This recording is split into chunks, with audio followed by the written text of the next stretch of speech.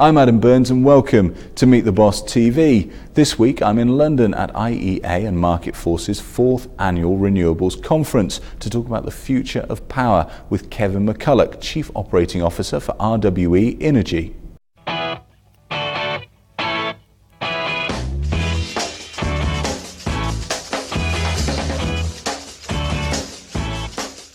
RWE Innogy was launched on the 1st of February 2008 as the RWE management company for renewables.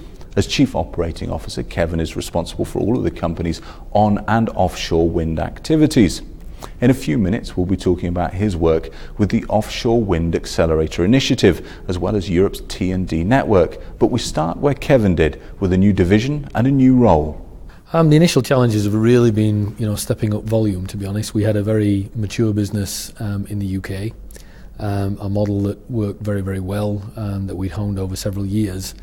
And for a long time, RWE's only growth in renewables was really contained within the UK market. And with, some changes at the very top level of RWE at the main executive board in Germany, there was a change in mind shift, thankfully, that said that being a very carbon-heavy industry and a very carbon-heavy player within the energy sector, RWE needed to do something more fundamental about weaning itself away from the carbon-based technologies. So the decision was taken with the introduction of our new Group Chief Executive, Jürgen Grossman, to really up the game in renewables. We had a very solid base on which to actually build that. Absolutely. The company's moved very quickly. I've a couple of examples here. RWE and Westphalia Agricultural Association signed a cooperation agreement for biogas. RE Power Systems and RWE signed a framework agreement on the supply of 250 offshore wind energy units for the Nordea 1 project. What key lessons do you think you can share with other energy companies who are having to or are looking at making these sort of similar steps? Well, I think the winners going forward in any business sector are always those that can be fairly innovative and move quite quickly. If you're just going to stick to what you've always done, you'll stay doing what you've always done, and that market will obviously decrease because others will eat away. Because we were a little later than most of our competitors in getting into large volume renewables, we had to make some fairly bold moves fairly quickly.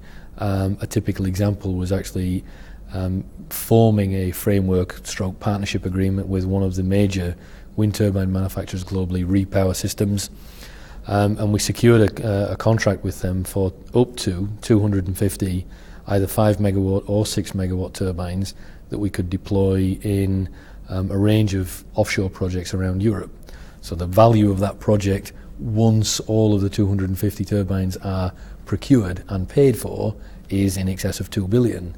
But clearly we, from a cash flow point of view, that's not what we do today. We commit to that contract with terms and conditions that we can live with, so that we can have that flexibility and, flight of foot, if you like, so that we can be flexible when projects come to fruition. We can apply those turbines into those projects and therefore move quite quickly. And that does give us, very real market advantage. It gives us also a very credible voice with the many, many politicians that we speak to in an individual country jurisdiction and at the EU level, because it's one thing to say you're going to develop large-scale offshore wind in particular, but a gigawatt of offshore will cost probably in excess of 2.5, maybe 3 billion euros.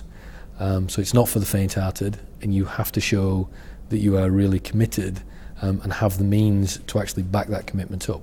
So those kind of framework agreements and getting them ready in place quickly are fundamentally important. Yeah, of course. I suppose within your role, ensuring that the RWE Innogy remains a learning organisation. This is all sort of fairly new stuff, and you're going from project to project. What metrics are you using to ensure that knowledge stays within the company? Well, it would be very easy to be precious about the intellectual property that you create. And sure, some of the intellectual property regarding the commerciality of any particular project we have to be a little sensitive on. But it's in our interest to share information about how we maintain our assets, how we benchmark our assets, how do we know that we're actually the best or close to the top or close to the bottom of something that we do without sharing that information. So we're actually very active and not that precious about sharing, the basic concepts of, good practice, things like, health and safety initiatives, things like, operation and maintenance philosophy. If we did that in complete isolation, and all our competitors did it in complete isolation, then UK PLC and EU players, for example, would take a lot longer to actually see the benefits because of the parochial nature that would support, and we don't believe in that.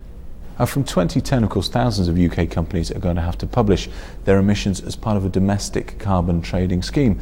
Do you feel that good communication of energy policies together with a sort of healthy performance in that scheme could in some way actually be a competitive advantage?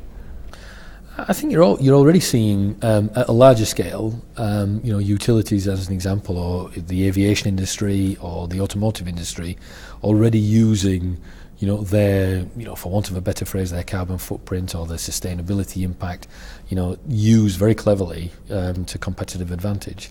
There's no reason that I can foresee why that wouldn't be just as practically applied in a smaller environment, ultimately, to a very small scale.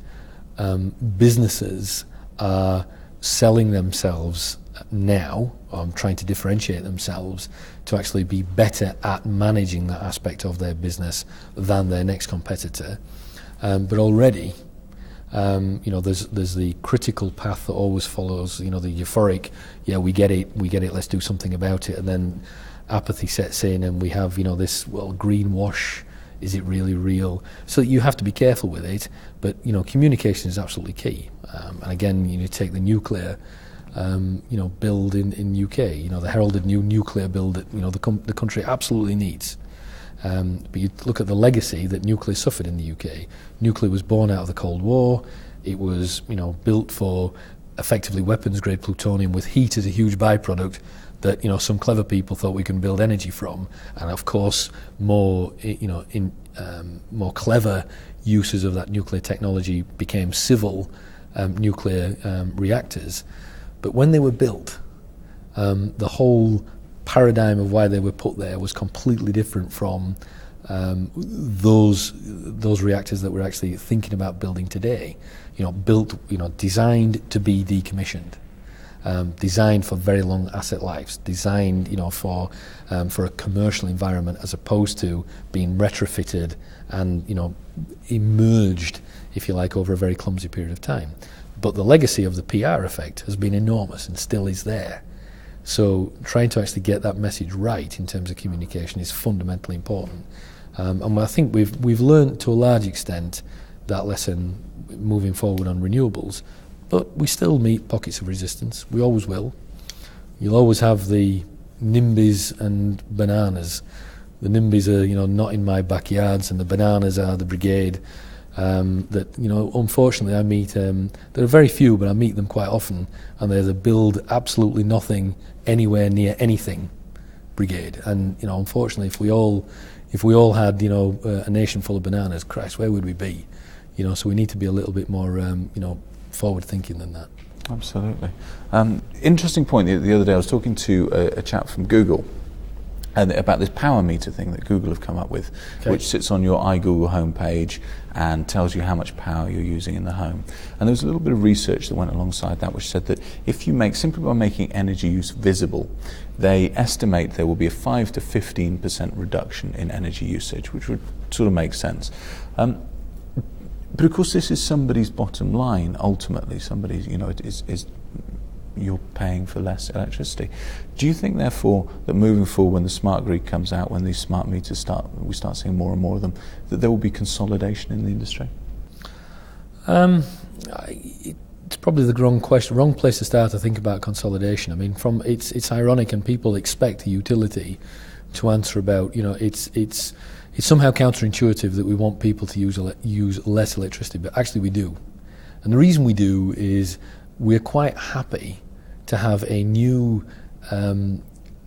economic and business environment open up where the winners in the new world, where people care more about the energy use, is measured by how successful and how people like me and my businesses are rewarded for using energy more effectively, and we're rewarded with our customers for helping them use energy more effectively.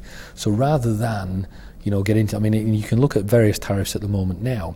How crazy is it that the more you use, until very recently, and still in some cases, the more you use in kilowatt hours, the less you pay. So the first few kilowatt hours have been the more expensive, you use more, even as a domestic customer, the less you pay per kilowatt hour. It's encouraging people to use more effectively. Whereas if we can actually turn that equation around, and actually encourage people to use less, but at the same time adapt our business model to provide energy services so that we think about the more innovative use of energy, how do we feel about that as against our competitors? We actually feel very healthy about it. Kevin, thank you very much indeed. Okay. For more fantastic interviews directly related to your business, be sure to explore Meet the Boss TV.